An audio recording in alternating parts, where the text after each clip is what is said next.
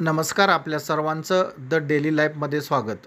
आज आपण अकलूजमधील सुप्रसिद्ध नेत्रसर्जन eye specialist doctor Nikhil Mahavir Gandhi, ज्यांना परदेशामध्ये जवळपास 55 देशामध्ये जाऊन डोळ्याशी संबंधित अनेक अवघड शस्त्रक्रिया त्यांनी केल्या आहेत. आपण असे ऐकलं होतं, भारतामध्ये एखाद्या आजारासंबंधित फॉरेनचे डॉक्टर आले तर ते खूप मोठे तज्ज्ञ आणि त्यांचा ऑपरेशन करण्याचा अनुभव आणि त्यांनी केलेले ऑपरेशन 100% यशस्वी होणार, हा असणाऱ्या इथल्या भारतीय आणि महाराष्ट्रीयन लोकांचा आत्मविश्वास. परंतु डॉक्टर निखिल गांधी यांनी जवळपास 55 परदेशामध्ये जाऊन आपला प्रवास आणि अनुभव घेऊन ते परत फॉरेन रिटर्न नेत्रतज्ञ, डोळ्याशी संबंधित सर्व अत्याधुनिक शस्त्रक्रिया करणारे डॉक्टर म्हणून परिसरामध्ये ओळखले जात आहेत. त्यांचे अनुपम हॉस्पिटल अकलूजमध्ये 1997 सालापासून अविरत 26 वर्ष रुग्णांना सेवा देत आहे. कोविडनंतर अनेकांना डोळ्याशी संबंधित मोठे आजार निर्माण झाले. अगदी लहान मुलांना स्क्रीन टायमिंग वाढल्यामुळे लहानपणी चष्मे किंवा डोळ्याशी संबंधित आजार होऊ लागले आहेत. या सर्व गोष्टींचा विचार करता त्यांनी जगाच्या स्पर्धेमध्ये अत्याधुनिक असे टॉपचे मायोपिया क्लिनिक अकलूजमध्ये सुरू केले आहे. मायोपिया म्हणजे जवळचे स्पष्ट दिसणे आणि लांबचे अस्पष्ट दिसणे. हा आजार जवळपास येणाऱ्या काही वर्षांमध्ये 50% लोकांना होण्याचा अंदाज जागतिक आरोग्य संघटनेने व्यक्त केला आहे. या सर्व डोळ्याशी संबंधित आजारांवरती अत्याधुनिक जागतिक दर्जाच्या मशिनरी टेक्नॉलॉजी त्यांनी आपल्या Anupam eye hospital and surgery centre अकलूजमध्ये सुरू केले आहेत. आज आपण त्यांची खास विशेष मुलाखत, डोळ्याच्या संबंधित जे सर्व आजार आहेत त्यासंबंधी कोणती काळजी घ्यावी आणि रुग्णांनी डोळ्याच्या उपचाराबाबत वेळेतच उपचार करून घ्यावेत यासंबंधी foreign return doctor Nikhil Gandhi यांचा जीवन प्रवास आणि त्यांनी परदेशातून आपले नेत्रतज्ञ पदवी व नेत्रसर्जन म्हणून केलेली ओळख, या सर्व गोष्टी विषयीचा अनुभव व डोळ्याच्या संबंधित आजारांविषयी जनजागृती आपण त्यांच्याच तोंडून या द डेली लाईफ या चॅनलच्या माध्यमातून ऐकूया. नमस्कार. आपल्या सर्वांचं द डेली लाईफमध्ये स्वागत. आज आपण अकलूजमध्ये आहोत. आपल्याला माहिती आहे की डोळ्याशिवाय ह्या जगामध्ये दुसरं काहीही नाही. आपल्याबरोबर आज डॉक्टर निखिल महावीर गांधी सर आहेत. त्यांच्याबद्दल बोलायचं झालं तर आपण ह्या मुलाखतीच्या माध्यमातून सर्व काही त्यांच्याकडून ऐकणार आहोत. पण आज असा एक देश नाही की त्याच्यामध्ये जाऊन ह्या डॉक्टरांनी तिथं आपली चमक किंवा आपल्यातले जे स्किल आहे, जे आपल्या डोळ्याशी संबंधित आहे, ते दाखवलं नाही. आज आपण हा पूर्ण हॉस्पिटल त्यांचं पाहिलं तर जगामध्ये टॉपच्या ज्या आयशी म्हणजेच आपल्या डोळ्याशी संबंधित ऑपरेशनसाठी असतील किंवा डोळ्याच्या काळजीसाठी असतील, त्या सर्व टेक्नॉलॉजी, त्या सर्व मशीन्स ह्यांच्याकडे ह्या हॉस्पिटलमध्ये उपलब्ध आहेत. ते डॉक्टर निखिल गांधी सर आहेत. द डेली लाईफमध्ये तुमचं खूप खूप स्वागत. सर, तुमचा सुरुवातीचा प्रवास कसा झाला? म्हणजे हे क्षेत्र तुम्ही कसं निवडलं किंवा हे तुम्हाला निवडण्यासाठी म्हणजे डॉक्टर व्हायचं ठरवलं होतं का तुम्ही कसं इथपर्यंत आला? डॉक्टर म्हणजे माझे बाबा डॉक्टर आहेत, डोळ्याचेच डॉक्टर आहेत आणि मी लहानपणापासून त्यांच्यासोबत हॉस्पिटलमध्ये जायचो जेव्हा मला कधी वेळ मिळायचा. आणि तेव्हापासून एक थोडीशी आवड तर होतीच. म्हणजे आम्ही त्यांच्याकडे या क्षेत्राकडे आम्ही इन्क्लाइंड होतोच. पण मला असं डॉक्टर कधी बनायचं नव्हतं. मला ॲक्टिंग करायची होती, पिक्चरमध्ये काम करायचं होतं. पण माझ्या बाबांनी सांगितलं नाही, तू नाही, ते शक्य नाही. मग त्यांना म्हणालो मला पायलट बनायचं. मग बाबा म्हणाले की शक्यच नाही, तुला डॉक्टरच बनावं लागेल. मी म्हणालो मला डॉक्टर नाही बनायचं. इन्व्हेरिएबली मी आता मी झालो, मला मार्क्स मिळाले, मी या फील्डमध्ये आलो आणि आता तुमच्यासमोर आहे. सो ही जर्नी आहे अशी. ॲक्च्युली डॉक्टर, आता तुम्ही म्हटला की पायलट व्हायचं होतं तुम्हाला किंवा तुम्हाला म्युझिकमध्ये करिअर करायचं होतं, पण टर्न कुठं बसला तो नेमका? मी 10वीमध्ये असताना आम्ही पेठेमध्ये राहायचो आणि तिथे एकदा जून महिन्यामध्ये शाळा नुकतीच सुरू होणार होती आणि आमच्या तिथे पूर्वी खाली एक भीक मागणारी एक स्त्री वयस्कर आजी होती. तर बेसिकली ती भीक मागत होती आणि मी तिला पैसे जाऊन देऊन आलो होतो. तर तिने तो पैसे टाकून दिले आणि मग मला मी 10वीत होतो, मी खूप लहान होतो आणि मला ॲक्च्युली हे काही कळत नव्हतं. मग मी बाबांना विचारलं, रात्री म्हणालो की बाबा तिने पैसे टाकून दिले, एवढ्या ह्याने दिले आणि तिने टाकून दिले माझे. तर बाबा म्हणाले तुला कळालंच नाही तिला काय पाहिजे. मला तेव्हा काही लक्षात आलं नाही काय म्हणतात नेमकं. आणि त्या दिवशी रात्री खूप पाऊस झाला आणि दुसऱ्या दिवशी आम्हाला लक्षात आलं की त्या झाडाखाली जी स्त्री होती, वयस्कर ती आजी, त्या एक्सपायर झाल्या.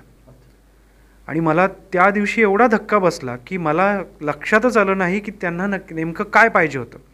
त्यांना बेसिकली अन्न हवं होतं, काहीतरी शेल्टर हवं होता ज्याच्याने ते तिथं, आणि त्या रात्रभराच्या त्या जोरदार पावसामुळे त्यांना आणि तो जो इम्पॅक्ट आहे that made me change my decision. त्यावेळी मी ठरवलं की नाही, आता मलाही काहीतरी करणं गरजेचं आहे आणि मला समजणं फार गरजेचं आहे. आणि that was the turning point actually. डॉक्टरांनी आता आपल्याला सांगितलं की त्यांच्या जीवनाला डॉक्टर होण्यासाठी किंवा ह्या समाजाची खऱ्या अर्थाने आरोग्याची सेवा करण्यासाठी जो टर्न बसलेला आहे ते त्यांनी इथं सांगितलं की डॉक्टर बनल्यानंतर म्हणजे तुमचं पूर्ण एक्झाम झाली किंवा तुम्ही प्रॅक्टिस केली असेल, तिथूनचा प्रवास ते आजपर्यंत काय नेमकं तुम्हाला ह्याच्यामध्ये वाटतं आहे? ऑफकोर्स एवढं सोपंही नाही आहे. तुमचे स्वप्न जे असतात आणि रियालिटी ही खूप वेगळी असते. तुम्ही जेव्हा शिक्षण घेत असता तेव्हा तुम्ही सगळे स्वप्न रंगवत असता की तुम्ही आल्यानंतर बरंच काही करणार आहात वगैरे. आणि जेव्हा तुम्ही तुम्ही ॲक्च्युअल क्षेत्रामध्ये येता तेव्हा तुम्ही खूप काही चॅलेंजेस फेस करता. फर्स्ट इज की जरी तुमचं स्वतःचं हॉस्पिटल, जसं माझ्या कंडिशनमध्ये माझ्या बाबांनी ऑलरेडी मला जागा दिली होती, पण मला आणखी काही मॉडर्न करणं गरजेचं होतं. मग त्याच्यासाठी फायनान्स, त्याच्यानंतर आमच्या फील्डमध्ये, डोळ्याच्या फील्डमध्ये सगळे इन्स्ट्रुमेंट्स आमचे खूप हाय एंड इन्स्ट्रुमेंट्स असतात ज्याला परत पुन्हा एकदा फायनान्स, आणि हे सगळं इन्व्हेस्ट केल्यानंतर पेशंट जमा होणं आणि त्याचा त्यांना योग्य त्या दरामध्ये फायदा करून देणं, हेही तितकंच एक चॅलेंजिंग सिच्युएशन असते. आणि हे सगळं हे करत असताना तुम्हाला तसा क्वालिफाईड स्टाफ मिळणं, ते पण आपण टायर 3 सारख्या सिटीमध्ये जेव्हा आपण काम करत असतो तेव्हा आपल्याला शहरांमधून स्टाफ मिळणं फार सोपं आहे, पण गावामध्ये स्टाफ मिळणं क्वालिफाईड, तुमचे एक्सपेक्टेशन्स मॅच करणाऱ्या व्यक्तीला तसे स्टाफ मिळणं फार अवघड असतं. सो ह्या सगळ्या चॅलेंजेस इनिशियली माझ्या आयुष्यात 4 वर्ष ह्या गोष्टीतून मी गेलो आणि समहाऊ मग मी आता असं म्हणू शकेन की आता माझ्याकडे क्वालिफाईड स्टाफ आहे, आमच्याकडे हाय एंड मशीन्स आहेत, इन्फ्रास्ट्रक्चर चांगलं आहे. आणि आता ऑफकोर्स विथ टाईम अकलूज प्रत्येक गाव आता सुधारत चाललेलं आहे. आता असं नाही राहिलेलं की पुण्यामध्ये होतं आणि एखाद्या गावामध्ये मिळत नाही, असं काही ते डिफरन्स निघून गेलेलं आहे. आणि तोच डिफरन्स आम्हाला काढायचा होता की जी गोष्ट तुम्हाला पुण्यात आणि मुंबईत मिळू शकते ती माझ्या अकलूजमध्ये सुद्धा मिळू शकेल, हा आमचा उद्देश होता आणि ते आम्ही ऑलमोस्ट अचीव केलेलं आहे. मग तुमच्याबरोबर बोलताना असंही ऐकलं की तुम्ही तुमच्या वडिलांकडं हे टेक्नॉलॉजी ह्याच्यामधली जी कॉस्टली आहे आणि ते घेण्यासाठी पैसे मागितले होते, परंतु वडिलांनी दिले नाहीत. तुम्ही पुण्यामध्येही जॉब केला, ते काय होतं नेमका किस्सा? सो बेसिकली मी इन्स्टिट्यूटमध्ये शिकलो, मी अरविंद हॉस्पिटलमध्ये शिकलो आणि तिथं सगळे हाय एंड मशीन्स बघितले होते. सो आल्यानंतर माझी अपेक्षा होती मीही तेच मशीन्स वापरे, पण मी हे विसरून गेलो की मशीन्ससाठी त्याच्या मागे खूप मोठे पैसे लागतात. आणि मग मी माझ्या बाबांना म्हणालो की आपण हे सगळे मशीन्स घेऊ. बाबा म्हणाले की अजून तू काही कमवत नाहीस आणि तू पैसे कसं काय, म्हणजे आपण कसे काय पैसे त्याच्यामध्ये इन्व्हेस्ट करायचे. तर त्यांनी मला सल्ला असा दिला, तू असं कर, तू बाहेर जाऊन जॉब कर, तू थोडे पैसे कमव, तू त्या पैशाची बघ आधी किती मोल आणि कसे पैसे मिळतात, आणि मग आपण मशीन्स घ्यायला सुरू करू. आणि मग मी पुण्यामध्ये गेलो, एका मोठ्या नामवंत इन्स्टिट्यूटमध्ये ॲज अ सर्जिकल ट्रेनर म्हणून जॉईन झालो. आणि पण अनफॉर्च्युनेटली मला तिथं निमोनिया झाला, मला तिथून परत 20 दिवसानंतर यावं लागलं. सो तिथंही सॅलरी मिळाली नाही आणि बाबांना शेवटी रिक्वेस्ट केल्यानंतर मग माझ्या बाबांनी त्यांची FD मोडून ते पैसे मला दिले. मग आम्ही मशीन्स घ्यायला सुरू केले आणि मग रेस्ट इज हिस्ट्री. मग त्याच्यानंतर मी बाबांनाही दाखवलं की जे काही त्यांनी माझ्यासाठी जेवढं काही केलं मी त्याचं माझ्या पेशंटला मोल करून देतो, मी माझ्या पेशंटला ते जस्टिफाय करतो आहे. म्हणजे नुसतं असंच नाही आहे की मी मशीन्समध्ये पैसे लावतो आहे, पण त्याचा माझ्या प्रत्येक पेशंटला फायदा कसा होतो आहे हेही मी त्यांना दाखवून दिलं. आणि आज आता आय डोंट सी मला कुठे कधी मशीन्स घेण्यासाठी किंवा कुठे काही आता इश्यू येतो. साधारण डोळ्याचे ऑपरेशन करणारे हॉस्पिटल बरेचसे आहेत. अकलूजसारख्या एक थोडक्यात आता जास्त डेव्हलप झाला अकलूज, पण ज्या वेळेला तुमचा प्रवास सुरू झाला होता त्यावेळेला ते थोडंसं रुरल एरियामध्ये होतं. आणि मग तुमच्या बोलण्यामध्ये असंही आलं की इथं मशीन देणारे किंवा इथं एम आर सुद्धा ह्या क्षेत्रातले येत नव्हते. म्हणजे ते काय होतं नेमकं? सो बेसिक काय आहे की काही कंपनीज म्हणजे जे मल्टीनॅशनल कंपनीज असतात त्यांच्यासाठी जे मेट्रोज असतात तेच त्यांचं मार्केट असतं. त्यांच्या हिशोबाने अशा कुठल्या तरी टायर 3 सिटीमध्ये येऊन त्यांना ते ड्रग्स केटर करणं शक्य होत नाही आणि त्यांना असं वाटतं की कोण इथं घेणार आहे. सो मला त्यांच्या मागे लागावं लागलं की माझ्या इथे या, माझ्याकडे तसे पेशंट्स आहेत, माझ्याही पेशंटला तशी चांगली औषधं मिळणं गरजेचं आहे. आणि त्यांना कन्व्हिन्स केल्यानंतर मग ते यायला सुरू झाले. आणि आता तर काय, आता म्हणजे सगळेच ड्रग्स, सगळेच मशीनवाले, सगळ्याच कंपन्या आपल्याकडे अकलूजसारखे, आता अकलूज एक मेडिकल हबच झालेलं आहे. सो बेसिकली आता सगळे येतात. आता ते अंडरस्टूड गेल्या 5-7 वर्षामध्ये की गोष्टी कशा बदलतात आणि जितकं महत्त्व ते मेट्रोजला देतात तितकंच आता टायर 3 सिटीजला देखील, फक्त अकलूजच नाही तर माझा असा अंदाज आहे त्यांचा परसेप्शन बदलला आता की छोट्या गावांमध्ये देखील पेशंटला तितकंच महत्त्वाचं आहे, तितकेच चांगले त्यांचाही अधिकार आहे ते औषधं मिळणं, तितकाच अधिकार आहे तितके चांगल्या मशीन्सवरती त्यांची ट्रीटमेंट घेणं. आणि हे त्यांनी जाणून घेतलं आणि आता ते सर्व्हिस द्यायला सुरू केले. डॉक्टर निखिल गांधी ह्या हॉस्पिटलचं पूर्ण महाराष्ट्रामध्ये आणि तुम्ही परदेशात सुद्धा माझ्या माहितीने एक 50 वेळा प्रवास केला आहे. हेच हॉस्पिटल निवडावं अशी काय काय टेक्नॉलॉजी आहे जेणेकरून तुमच्याकडं पेशंट येतात? काय म्हणजे नेमकं एम ठेवून येतात तुमच्याकडं? बेसिकली माझा कोणताही पेशंट, आता मी असं म्हणेन की आता सगळे पेशंट एज्युकेटेड आहेत. सगळ्या पेशंटला लक्षात येतं की ते डॉक्टरकडे बघूनच लगेच समजतं की काय आहात आणि काय नाही. सो बेसिकली कुठलाही पेशंट डॉक्टरांना निवडताना ते हे बघतात की त्यांचं एथिकली प्रॅक्टिस आहे का, त्यांचं एज्युकेशन काय आहे. आता माझं MBBS मी कराड कृष्णामधून केलं. माझं पोस्ट ग्रॅज्युएशन DNB जे आहे ते मी पॉंडिचेरी अरविंद हॉस्पिटलमधून केलं. मी ॲडव्हान्स फेको फेलोशिप जी आहे ती जपानहून केली, टोकियोमध्ये डॉक्टर ताकायुकी आकाओशी म्हणून आहेत, मित्सुई मेमोरियल हॉस्पिटलमधून केलं. मी त्याच्यानंतर रिसर्चचा जो भाग आहे तो पोलंडमध्ये कॅटोवित्सा म्हणून जे शहर आहे तिथं केलं. त्यानंतर ॲम्स्टरडॅममध्ये केलं. डॉक्टर लॅपिड रूथ म्हणून आहेत जे जगभर प्रसिद्ध आहेत, त्यांच्यासोबत काम केलं मी. सो माझ्या पेशंटने माझं हॉस्पिटल का निवडावं हा मी असं नाही म्हणणार, पण तुम्ही माझ्या कोणतीही गोष्ट, कोणताही पेशंट हे बघतो की किती पॅशनेट आहे तो डॉक्टर आणि तो किती आपल्यासाठी धडपडू शकतो की बाबा हा आजार डायग्नोस होईपर्यंत किंवा तो नीट होईपर्यंत तो डॉक्टर आपला साथ सोडणार नाही. अशा डॉक्टरांकडे माझ्या मते आता पेशंट वळत आहेत. आणि जिथं सगळ्यात जास्त टेक्नॉलॉजी आहे, जसं माझ्या हॉस्पिटलमध्ये एक आयस्टार नावाचं मशीन आहे जे जगातलं पहिलं मशीन आहे, जगातलं पहिलं मशीन आणि अकलूजसारख्या ठिकाणी. आणि हे माझ्यासाठी नसून माझ्या पेशंटसाठी आहे. तर मग पेशंट हे बघतात आणि त्यांनाही लक्षात येतं आणि मग पेशंट ऑटोमॅटिकली त्याचा बेनिफिट करून घेतात. मला नेमकं याच्यामध्ये असं विचारायचं होतं की आज आपण पाहिलं बाहेरच्या दवाखान्याच्या बाबतीत किंवा हॉस्पिटलच्या बाबतीत मी बोलतोय की एका ठिकाणी एक्सरे काढण्यासाठी जावं लागतं, एका ठिकाणी सोनोग्राफीसाठी, ऑपरेशनसाठी. आपल्याकडं जो सेटअप आहे तो एकाच छायेखाली सगळं आहे. कोणकोणत्या मशिनरी, काय काय टेक्नॉलॉजी तुम्ही ह्याच्या संदर्भात आहे तिथं? सो जसं मी म्हणालो होतो की आम्ही दुसरी पिढी आहोत डोळ्याच्या डॉक्टरांची. माझे बाबा गेले 42 वर्ष झालं प्रॅक्टिस करत आहेत आणि मी ऑलमोस्ट 1 डिकेड, एक तप झाला माझा. तर माझा लहान भाऊ जो विट्रिओरेटिनल सर्जन आहे, जो दृष्टीपटलचा डॉक्टर आहे, जो आमच्या फील्डमध्ये 100 डॉक्टरांच्या मागे एकच डॉक्टर असतो, तो देखील, आम्ही दोघंही भाऊ एकाच ठिकाणी एकाच हॉस्पिटलमध्ये आम्ही काम करतो. जिथे तुम्हाला आमच्या हॉस्पिटलमध्ये मोतीबिंदूची लेटेस्ट शस्त्रक्रिया, ज्याच्यासाठी कुठेही टाका लागत नाही, कुठेही सुई लागत नाही, कुठेही पट्टी नाही, केवळ 5 मिनिटामध्ये मोतीबिंदूचं ऑपरेशन करून तुम्ही लगेच घरी जाऊ शकता. आमच्याकडे काचबिंदूसाठी लागणारे ऑपरेशन, ते डायग्नोस करण्यासाठी सगळे मशीन्स, त्याच्यानंतर रेटिनासाठी किंवा दृष्टीपटलसाठी किंवा डायबेटिक रेटिनोपॅथीसाठी लागणारे लेझर्स, ज्याला आपण डबल फ्रिक्वेन्सी याग लेझर म्हणतो, ते आहेत. त्याच्यानंतर आमच्याकडे चष्म्याचा नंबर घालवण्यासाठी हाय एंड मशीन आहे, ज्याचं उद्घाटन अण्णा हजारे यांनी केलं होतं 2016 साली, जे भारतातलं दुसरं मशीन होतं आणि महाराष्ट्रातलं पहिलं होतं. सो त्याला आम्ही बॉश अँड लॉम्ब कंपनीचं आहे.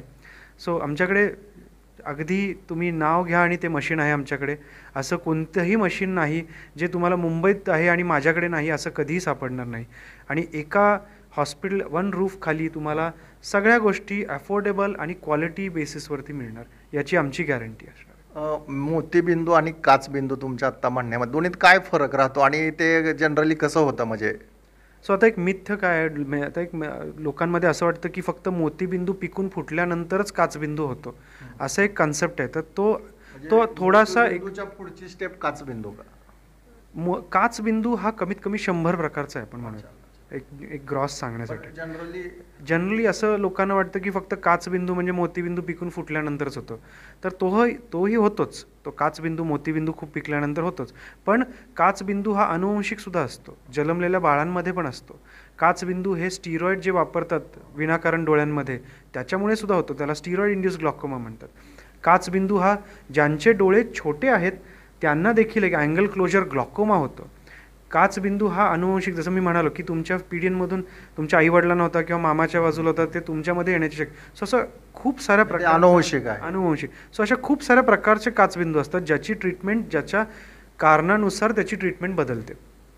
पाठीमागच्या 2 महिन्यामध्ये पूर्ण परिसरामध्ये आणि तशी महाराष्ट्रामध्ये डोळ्याची साथ आली होती. म्हणजे ते नेमका बॅक्टेरिया काय असतो किंवा त्याच्यापासून काय प्रिकॉशन घेतली पाहिजे? सो कंजंक्टिव्हायटिसचा अर्थ डोळे येणं आपण ज्याला म्हणतो, आणि तो 2 कारणांमुळे येऊ शकतो, एक तर बॅक्टेरियल किंवा व्हायरल. सो मोस्टली व्हायरलच असतो. सो ते व्हायचं कारण म्हणजे अनहायजेनिक. आपल्याला सवय असते की आपण असं डोळ्यांना हात स्पर्श करून आपण कुठेही हात लावतो, मग दुसरं कोणी त्याला हात लावून त्याच्या डोळ्याला हात लावला की ते तसं पसरत जातं. म्हणजे हवेतून पसरत नाही. हवेतून पसरत नसतात या गोष्टी. तुम्ही माझा म्हणजे एखाद्या डोळे आलेल्या पेशंटचा रुमाल दुसरा कोणी वापरला, उशी वापरणं, उशीची खोळ, नॅपकिन, टॉवेल जरी शेअर केलं तरी सुद्धा हे पसरू शकतं. सो याच्यासाठी मिथ म्हणजे काय, लोक म्हणतात एकमेकांच्या आपण डोळ्यांमध्ये बघितलं की होतो, हा ॲब्सोल्युटली चुकीचा कन्सेप्ट आहे. तर मी माझ्या पेशंटला नेहमी सांगतो की तुम्ही डोळे दिवसातून 4 वेळा धुवा, डोळे जर आले असतील. एखाद्या डोळे आलेल्या घरामध्ये जर पेशंट असेल तर त्यांना थोडंसं बाजूला ठेवा, त्यांचे हात स्वच्छ ठेवा, सॅनिटायझरचा परत वापर सुरू करा. आणि डोळे आल्यानंतर वेळेवर औषधे टाकले की तुम्ही 3 ते 5 दिवसामध्ये ॲब्सोल्युटली ठीक होऊन जाता. सो हे बेसिक काही गोष्टी आहेत जे फक्त सुरुवातच हायजीनपासून होते. तर हायजीनिक आपण राहिलो, आपण हात स्वच्छ ठेवले तर हे काही पसरत नाही. सगळ्यात महत्त्वाचं म्हणजे डॉक्टर, मला तुम्हाला असं विचारायचं आहे की तुम्ही बऱ्याचशा बाहेरच्या देशामध्ये म्हणजे परदेशात जाऊन तुम्ही सर्जरी केलेल्या आहेत. कोणकोणत्या देशामध्ये गेला आणि तिथं नेमकं काय केलं? आणि आम्ही असंही ऐकलं आहे की फॉरेनचे डॉक्टर भारतामध्ये येतात, महाराष्ट्रामध्ये येतात आणि सगळ्यात मोठ्या ज्या सर्जरी आहेत ते करतात असं ऐकलं. पण आज तुमच्याशी मी बोलताना असं जाणवतं की भारतातले लोक म्हणजे तुम्ही बाहेरच्या देशात जाऊन सर्जरी करताय. म्हणजे कुठं गेला होता आणि नेमकं तिथं काय केलं? म्हणजे तुमच्याकडे असं वेगळं पण काय होतं की तिथं तुम्हाला बोलवलं जातं आहे? सो बेसिकली आता सगळ्या देशांची नावं घेणं तर शक्य नाही. मी आत्तापर्यंत 55 वेळा गेलो आहे परदेशात आणि 38 देश बघितलेत. आणि ॲट प्रेझेंट मी इटलीमध्ये सिसिली नावाच्या बेटावरती कटानिया नावाच्या शहरामध्ये ऑपरेट करतो. मी प्रत्येक ऑलमोस्ट 2 महिन्याला तिथे जातो, 8 ते 10 दिवस राहतो आणि तिथं जे काही पेशंट्स आहेत त्यांना ऑपरेट करून पुन्हा इंडियात येतो. सो पूर्वीचा एक काळ होता जेव्हा मला आठवतं की आपण परदेशातल्या डॉक्टरांना दाखवूयात म्हणजे तुम्ही बरा होचाल किंवा तुम्हाला खूप छान वाटायचं, गॅरंटी वाटायची. पण मी आता असं म्हणेन की आपला देश प्रगतशील होत चालला आहे आणि आता आपल्या शिक्षणाला, आपल्या स्किलला जग हे ॲडमायर करतं आहे, रेकग्नाईज करतं आहे. आणि तेच आपण देखील त्याची संधी घेणं फार गरजेचं आहे, जे यंगस्टर्स ऐकत असतील तर मी आता इटलीमध्ये गेले डिसेंबर 2022 पासून सुरू केले. सो मी तिथे, मला 600 सर्जरीचं टार्गेट आहे, तर मी तिथे जातो, ऑपरेट करतो आणि पुन्हा येतो. तर आता काळ बदलला आहे. आता भारतातल्या डॉक्टरांना तिथं एक्सपर्टीज म्हणून बोलवलं जातं. आपल्याला जिथे तेवढा मान सन्मान मिळतो आहे आणि मला असं वाटतं आता हा आपला टाईम आहे, आपल्या देशाचा टाईम आहे. जसं मोदीजी आता मागच्या रविवारीच म्हणाले 3 तारखेला की 2047 साली आपला देश डेव्हलप्ड असं आपण घोषित करू किंवा होऊन जाईल. सो ऑफकोर्स होणार आहे. आणि मला असं वाटतं की त्याच्यासाठी आपण जेवढे काही डॉक्टर्स ऐकत असतील किंवा जे काही स्किल्ड असतील लोक असतील, तर बेसिकली आपण आपल्या जी गोष्ट म्हणजे आपण गावापासून सुरू करूयात. आपल्या गावामध्ये सगळ्यात उत्तम सर्व्हिस देण्याचा आपण हे ठरवूयात की आपल्या पेशंटला, आपल्या लोकांना उत्तमात उत्तम सर्व्हिस देऊयात. की जर आपलं गाव सुधारलं तर त्या गावातल्या लोकांना शहरात जायची गरज नाही लागणार. जर त्यांना शहरात जायची गरज नाही लागली तर त्यांचे ते 2 दिवसाचे पैसे वाचतात, त्यांचा येण्या जाण्याचा प्रवासाचे पैसे वाचतात, राहण्याचा खर्च वाचतो. मग ह्या सगळ्या जर गोष्टी वाचल्या तर त्यांचं ते उत्पन्न वाढलं. आणि जर सगळ्या डॉक्टरांनी जर ही क्वालिटी सर्व्हिस आपापल्या गावात द्यायला सुरू केली तर मला असं वाटतं निश्चितपणे आपण आणखी एक स्टेप पुढे जाऊयात. आणि हेल्थ केअर अशी गोष्ट आहे की नुसतं जसं मोदी म्हणाले की आपण ऑफकोर्स फायनान्शियली आपण खूप पुढे जाणार आहोत, पण मला असं वाटतं त्याच्यामध्ये ॲड करणं मोदीजींनी फार गरजेचं आहे की हेल्थ सेक्टरसुद्धा तितकाच ताकदीचा हवा आहे. की जर माझ्या फॅमिलीमधला खर्च हेल्थवरती जर कमी झाला तर माझे ते पैसे वाचल्यासारखेच आहेत, मॉर्बिडिटी कमी राहते. सो मला असं वाटतं आपण हेल्थ सेक्टरच्या लोकांनी, आपण सगळ्यांनी, सगळे right from bottom to top, सगळ्यांनी याची जबाबदारी घेऊन क्वालिटी सर्व्हिस आपापल्या गावामध्ये द्यायला सुरू करणं गरजेचं आहे आणि ते ऑलरेडी देतोच आहोत आपण. तुम्ही सांगितलं की 55 बाहेरच्या देशामध्ये जाण्याचा तुमचा प्रसंग आला. तिथल्या संस्कृतीमध्ये आणि इथल्या संस्कृतीमध्ये असं कोणता म्हणजे तुम्हाला एखाद्या बाहेरच्या देशामध्ये बदल वाटला किंवा जे हितं गरजेचं आहे किंवा हे हितं नको आहे, असं काय तुम्हाला त्याच्याबद्दल सांगता येईल? मला असं वाटतं की आपण अजूनही हायजीनच्या बाबतीमध्ये खूप मागे आहोत. दुसरी गोष्ट, आपण trying to be a human basically. आपण सगळ्या गोष्टींच्या पुढे जाणं फार गरजेचं आहे की मी कुठल्या ह्याचा आणि तुम्ही कुठला आहेत, माझा कलर कुठला आहे, तुमचा कलर काय आहे, माझी भाषा काय आणि तुमची काय. पण याच्या आतमध्ये देखील आपण एक ह्युमन आहोत, आपण एक मनुष्य आहोत आणि आपण दुसऱ्या व्यक्तीला मनुष्यासारखी ट्रीटमेंट देणं फार गरजेचं आहे. आता एक उदाहरण म्हणजे मी जपानमध्ये शिकत असताना एका पोलवरती एक मांजर अडकली होती आणि आपल्याकडे जर असतं तर आपण खालून दगड वगैरे मारत राहिलो असतो आणि एक दुसऱ्या व्यक्तीने त्याचा व्हिडिओ काढला असता. पण जपानमध्ये त्यांनी इलेक्ट्रिसिटी बंद केली, त्यांची फायर डिपार्टमेंट आलं, त्याच्यानंतर ॲनिमल रेस्क्यू टीम आली, त्यांनी त्याला खाली घेतलं, त्या रेस्क्यू टीम ते त्यांना हॉस्पिटलमध्ये घेऊन गेले. सो तिथे प्रत्येक जीवाची काळजी घेतली जाते आणि ते आपण देखील ते करणं फार गरजेचं आहे. कारण ह्या छोट्या छोट्या गोष्टी आहेत, ह्या गोष्टी शिकवण्यासारख्या नाही आहेत किंवा ह्या गोष्टी अशा सांगण्या पण गरजेचं, सांगणं काही चुकीचं आहे म्हणजे. सो मला वाटतं हे एक गोष्ट आहे. मला असं वाटतं परदेशात काय नाही आपल्यासारखं म्हणजे आपण जे मिक्सअप होतो, आपण एकमेकांना मदत करायला कधी तयार असतो किंवा आपण असं म्हणूयात की आपण खूप सोशल आहोत. व्हेरज तिथे शेजारच्या फ्लॅटमध्ये कोण राहतो याचं कुणालाही काही घेणं देणं नसतं. सो मला असं वाटतं हा एक तिकडेचा चांगला भाग आणि आपल्या इकडचा एक चांगला भाग आपण असं. आणि आपल्याकडे ऑफकोर्स आपल्याकडे फूड इतके व्हरायटी आहेत, खाण्यापिण्याच्या इतक्या गोष्टी आहेत, त्या तिकडं एवढ्या काही नाही. तिकडे एव्हरीथिंग इज ऑलमोस्ट रॉ. तुमचं जे स्पेशलायझेशन आहे ते फेको लेन्समध्ये किती म्हणजे आता वेगवेगळे प्रकार असतील, पण त्या लेन्समध्ये आम्ही तर असं ऐकून आहे की जनरली की ही लेन्स टाकू का थोडी महागाईची लेन्स टाकू, पण ते नेमकं काय असतं ते? सो बेसिकली मी एक कॅटरॅक्ट आणि रिफ्रॅक्टिव्ह सर्जन आहे. कॅटरॅक्ट म्हणजे मोतीबिंदू आणि रिफ्रॅक्टिव्ह म्हणजे बुबुळांचा किंवा त्याच्यावरती करणारी शस्त्रक्रिया करण्याचं.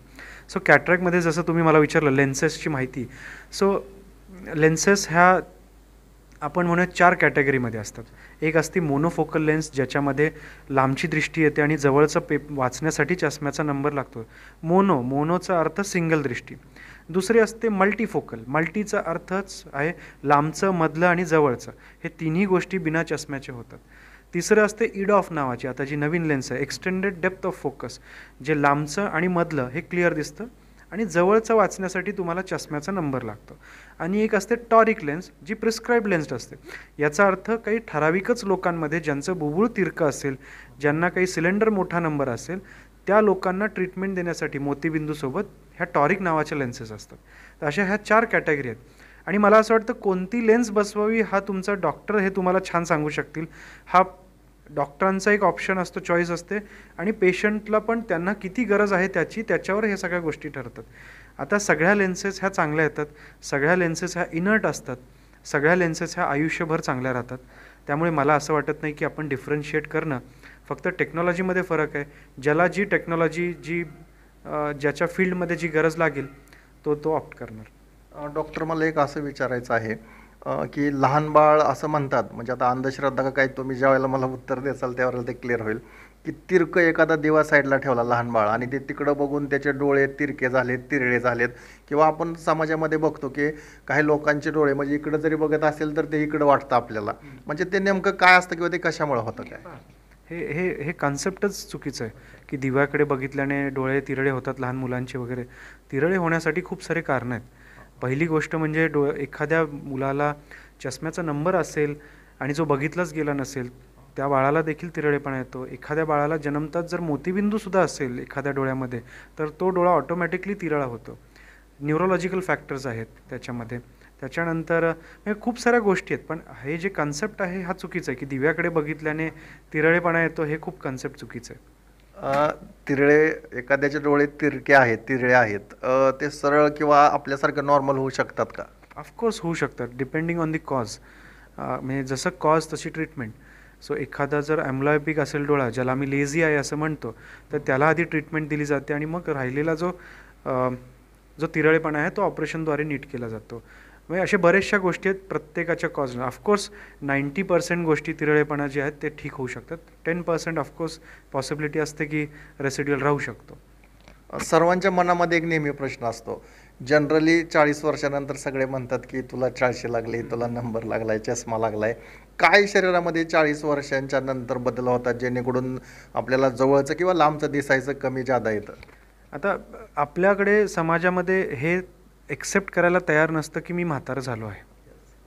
हे सगळ्यांनी आधी कबूल केलं पाहिजे की मी म्हातारं झालो आहे किंवा मी म्हातारपणाच्याकडे वळालेलो आहे. सो बेसिकली 40शी म्हणजे काय की जसे डोक्यावरचे केस पिकत आहेत, आता डोळे देखील हे तुमच्या शरीरातला एक भाग आहे आणि डोळेही म्हातारे होत आहेत.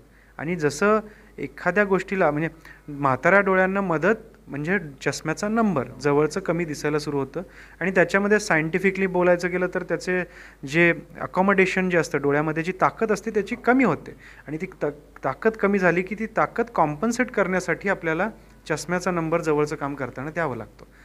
सो सगळ्यांना हे युनिव्हर्सल आहे की 40शी नंतर सगळ्या लोकांना मॅक्सिमम लोकांना जवळचा नंबर हा लागतोच, हे लक्षात ठेवायचं. आणि हे सगळ्यांनी कबूल एक्सेप्ट करणं गरजेचं आहे की जसं 40शीचा केक कापतो त्या दिवशी डोळ्यांना देखील म्हातारपण येतं, त्या दिवशी जाऊन डोळे तपासून घेणे.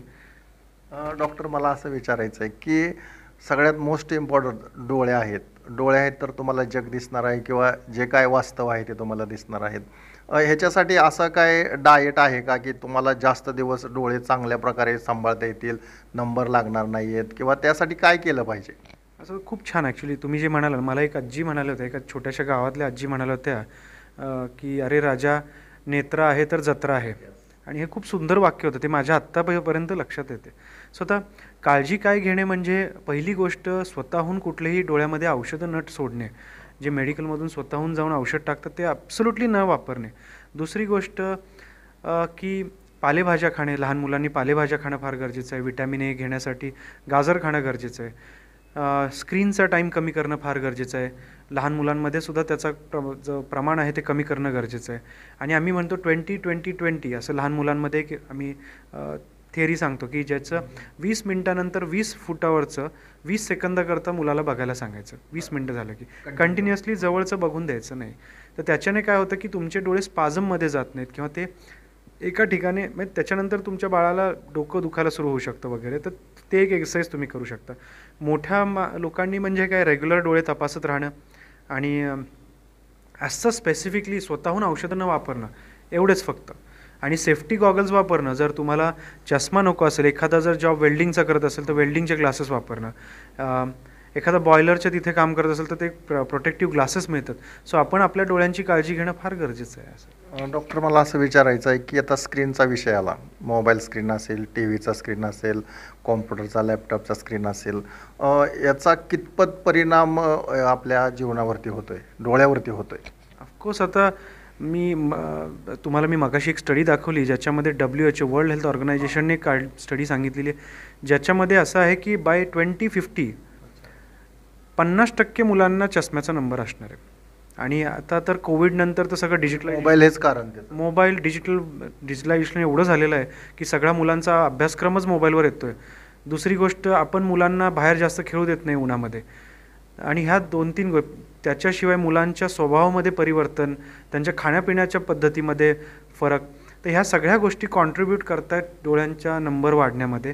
त्याशिवाय त्यांच्या मानसिकतेवरती सुद्धा खूप परिणाम होतो.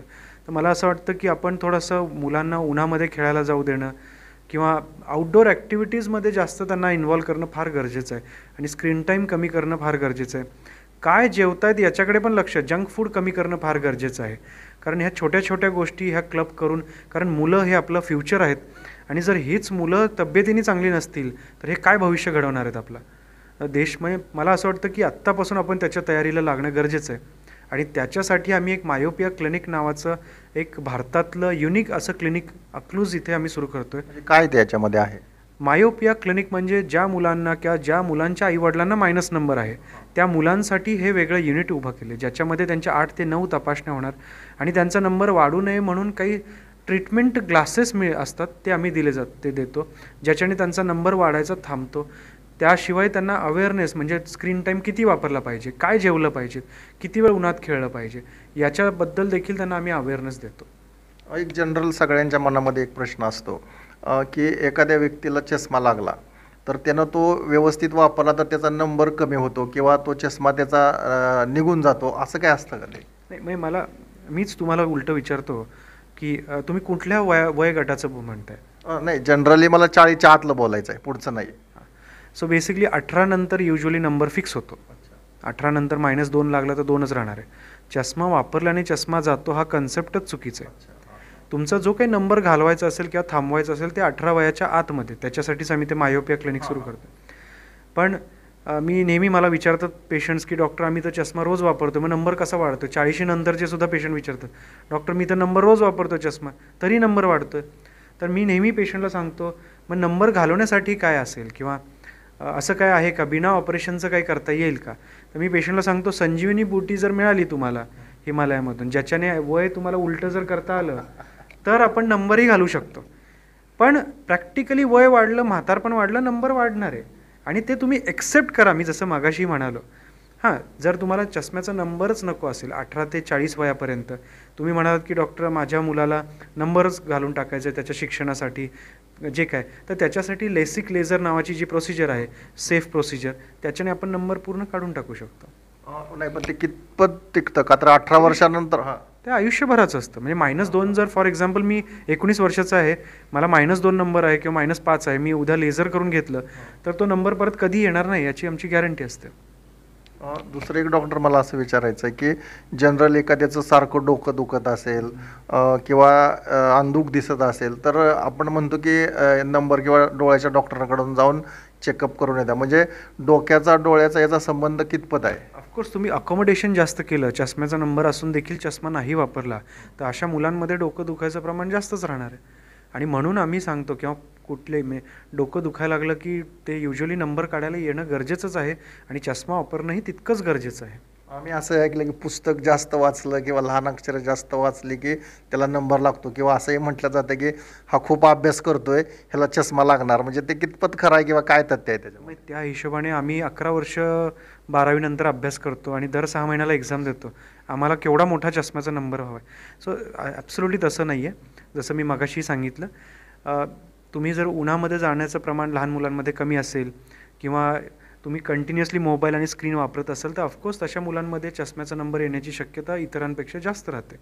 वेळेस जी मुलं जास्त बाहेर खेळतात, उन्हामध्ये खेळतात, मोबाईल कमी वापरतात, आहार चांगला ठेवतात, त्यांच्यामध्ये नंबर येण्याचं प्रमाण खूपच कमी राहतं. याच्याशी संबंधित एक शेवटचा प्रश्न असा विचारतो की तुमचे आजोबा असतील, माझे आजोबा किंवा या सगळ्यांचे आजोबा असतील, त्यांना अगदी वयाच्या शेवटच्या क्षणापर्यंत चष्मा नाही लागला आणि आज आपण बघतोय की नवीन 5 वर्षापासून जरी पाहिलं तर त्या लहान बालकाला चष्मा लागतोय. म्हणजे कशामुळं हे लवकर झालं? हे त्याला खूप साऱ्या गोष्टी कॉन्ट्रीब्यूट करतात. एक मेजर काय कारणीभूत आहे? कारणीभूत म्हणजे तुमचं उन्हामध्ये कमी जाणं, बाहेर आउटडोअर खेळणं कमी करणं. म्हणजे मला आठवतं मी लहानपणी घरामध्ये कमी आणि बाहेर सायकल खेळणं, क्रिकेट खेळणं जास्त होतं.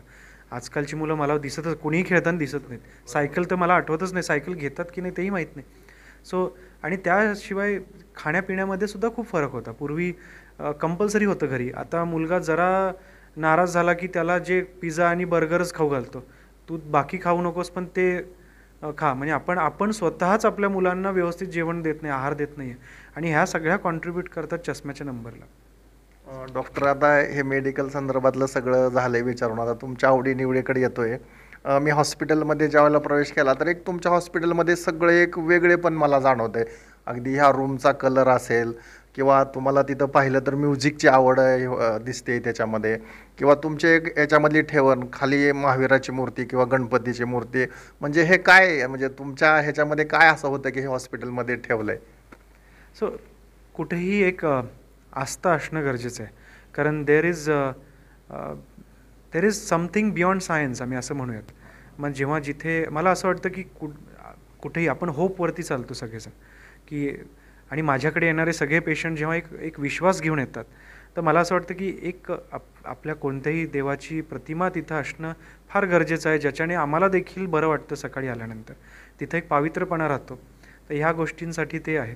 दुसरी गोष्ट आवड म्हणजे मला गिटार वाजवायला आवडतं. मला सायकलिंग खूप आवडतं. सो मी सायकलिंग खूप करतो. मी गिटार वाजवतो. सो आणि मला लिहायचा खूप आवड आहे. तर मी ऑलरेडी माझी जर्नी माझ्या एका पुस्तकामध्ये लिहितो आहे. माझी जी जर्नी मी सुरू केली आणि आत्तापर्यंतचा प्रवास माझा. म्हणजे काय म्हणजे पब्लिश केलं का करायचे आहेत पुस्तकं, म्हणजे काय आहे त्याच्यामध्ये? ॲब्सोल्युटली पब्लिश करण्याच्या हेतूने काही लिहिलं नव्हतं, की मनामध्ये काय वाटतं ते त्या वह्यांमध्ये त्या वहीमध्ये लिहित गेलो आणि आता त्याचे 2 पुस्तक झालेत. सो आता ते माझ्याकडेच आहे. त्याने मला वाटत नाही मी कधी पब्लिश करेन, कारण त्याच्यामध्ये बऱ्याचशा गोष्टी पर्सनल देखील आहेत जे मला वाटत होत्या. पण ऑफकोर्स ही जी तुम्ही रूम बघता ही पर्सनल ऑफिस आहे जिथे पेशंट तपासले जात नाहीत. पण इथं या रूममध्ये टॉप फ्लोअरला आम्ही गिटार वाजवतो. इथं छानसे गाणे ऐकली जातात. आणि हे कलर बद्दल काय म्हणजे? सो तर सगळीकडे भडक कलर किंवा असं हे असतंय, पण तुमच्या काय रूममध्ये, ह्या स्पेशल रूममध्ये जर मी पाहिलं तर एक सिम्पल आहे, ब्लॅक व्हाईटच मला जास्त जाणवते. सो आता तुम्ही जर पाहिलं सगळं ग्रे आणि व्हाईटमध्ये आहे. सो आय बिलीव्ह आणि फक्त एकच गोष्ट कलरमध्ये आहे ती म्हणजे हे पेंटिंग आणि एक लाईफ. सो आय बिलीव्ह की सगळ्यांच्या आयुष्यामध्ये अप्स अँड डाऊन्स असतात, सगळ्यांना विवंचनं असतात. पण तुम्ही आयुष्याकडे ॲज अ कलरफुल हे बघणं फार गरजेचं आहे. कारण मग देवाला जर डोळे द्यायचेच असते तर ब्लॅक अँड व्हाईटमध्ये दिले असते. पण मग तुम्हाला कलरफुल का दिले आहेत? तर त्याचा अनुभव, त्याचा आनंद घेण्यासाठी एवढे सगळे परमेश्वराने तुमच्या डोळ्यामध्ये त्याचा आनंद घेण्यासाठी हे एवढे छान डोळे दिलेत. सो आयुष्य हे खूप कलरफुल आहे आणि त्याचा आनंद घेणं तितकंच गरजेचं आहे. डॉक्टर, आता एक महत्त्वाचं असं विचारतो की आजपर्यंत तुम्ही खूप साऱ्या सर्जरी डोळ्याच्या केल्या असतील, त्यातली तुम्हाला अशी कोणती सर्जरी वाटली की त्या पेशंटचं इतकं समाधान झालं आणि सगळ्यात महत्त्वाचं तुमचंही समाधान झालं? एक कोविडनंतर एका मुलीला कोविड झाला होता. 16 वर्षाची मुलगी होती आणि अचानकपणे तिला क्लॉट बसला आणि तिच्या डोळ्याची नजर गेली आणि म्हणजे पूर्ण नजर गेली, ब्लँक, लिटरली ब्लँक झाली. मग तेव्हा मी आमच्या इथे एक प्रसिद्ध सिनियर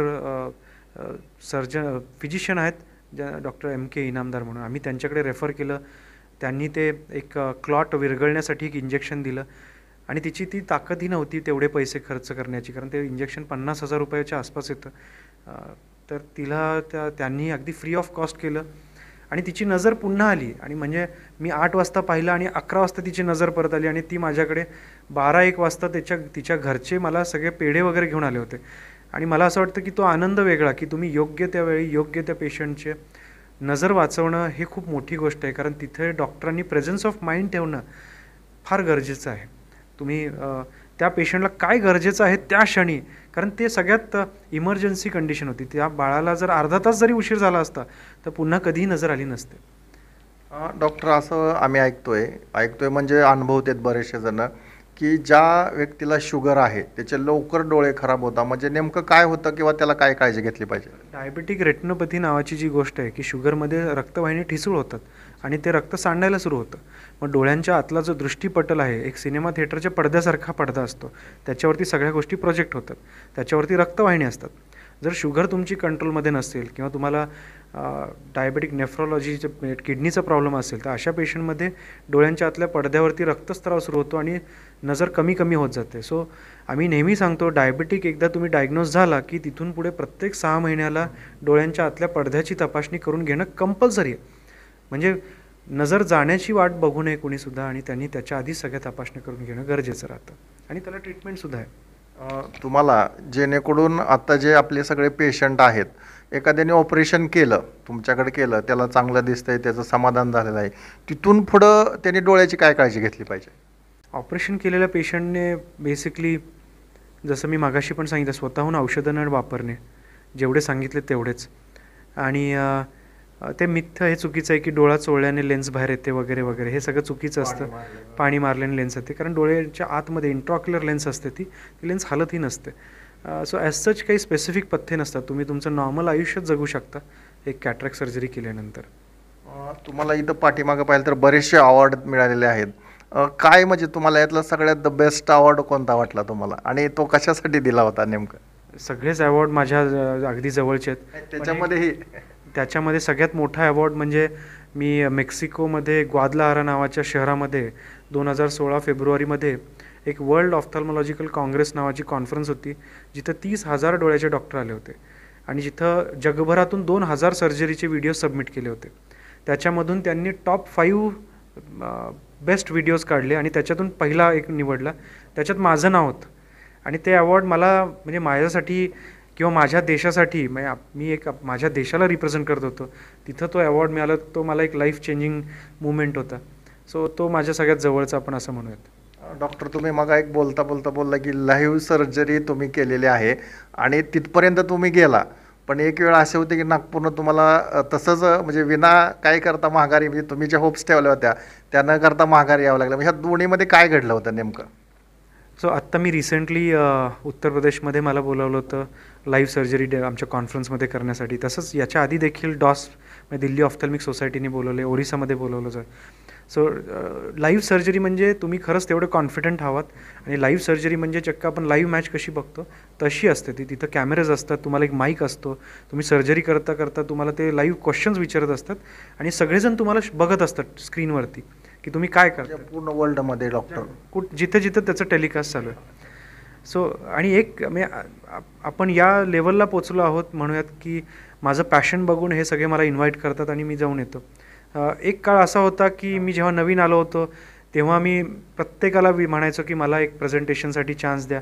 पण प्रत्येक जणाने आपण म्हणूयात की कदाचित मी खूप नवीन असेन, कदाचित त्यांना त्या सिनियर सर्जन्सला असं वाटत असेल की काय हा करणार आहे किंवा ह्याला कितपत येतं हे माहीत नाही. सो पहिले इनिशियली माझ्या आयुष्यातले 4 वर्ष खूप स्ट्रगल याच्यात गेले किंवा कुणी मला काही फारसा स्कोपच नव्हता. डायसवर जाऊन बोलण्यासारखं काही मला कधी स्कोप नाही मिळाला. पण आता आज असं मी म्हणेन की आज मी इतक्या वेळा फिरतो आणि जिकडे तिकडे फॅकल्टी म्हणून किंवा स्पीकर म्हणून मला बोलावलं जातं. मलाही एक छान वाटतं ते की माझे जेवढे काही कष्ट केलेत त्याचं आता फळ मिळायला सुरू झालेलं आहे, आपण असं म्हणूयात. शेवटचा प्रश्न असा की आत्तापर्यंत तुम्ही ह्या ह्याच्यामधलं कुठलं असंही ठेवलं नाही, म्हणजे सगळे तुम्ही त्याच्यामध्ये ॲक्सेप्ट केलेलं आहे. ह्याच्यानंतर काय म्हणजे कुठपर्यंत जायचं आहे की तिथं जाऊन थांबायचं आहे? सो मी माझ्या आई बाबांना मी ज्या दिवशी माझं पोस्ट ग्रॅज्युएशन संपलं आणि मी आलो आणि माझ्या आईबाबांनी मला बसून विचारलं, तुला आयुष्यातलं तुझं गोल काय आहे? तर मी त्यांना विचारलं, तुमची काय इच्छा आहे, मी काय करू देत? तर माझ्या आईबाबांची इच्छा आहे की एक चॅरिटेबल हॉस्पिटल इथं डोळ्यांचं ते आम्ही सुरू करायचा आमचा उद्देश आहे. आणि आम्ही ते सुरू करणार आहोत जिथे पूर्णपणे फ्री, डोळ्यांच्या बाबतीत पूर्ण फ्री सर्व्हिस सुरू होईल, जिथं बिलिंग काउंटर्स नसेल, जिथं कोणीही अडवणार नाही तुम्हाला की तुम्ही कुठल्याही गाडीतून आला असाल, कुठलेही किती अगदी श्रीमंतातल्या श्रीमंताला सुद्धा फ्री सर्जरी मिळणार आणि अगदी गरजू व्यक्तीला देखील तिथं फ्री सर्जरी मिळणार. तो माझा अल्टिमेट गोल आहे आणि मग त्याच्यानंतर कदाचित मी रिटायरमेंट घेईन.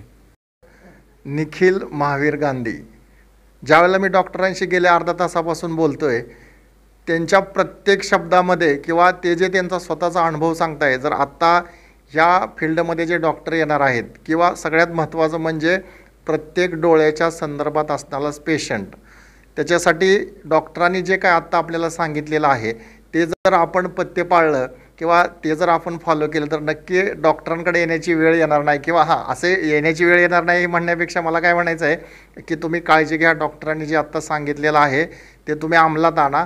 आणि जर तुम्हाला थोडं जरी काय डोळ्याच्या बाबतीत वाटलं तर आज अकलूजसारख्या शहरामध्ये या क्षेत्रातली डोळ्याच्या तपासणी संदर्भातली A to Z टेक्नॉलॉजी आणि अनुभवाची टेक्नॉलॉजी डॉक्टर निखिल गांधी सरांकडे आहे.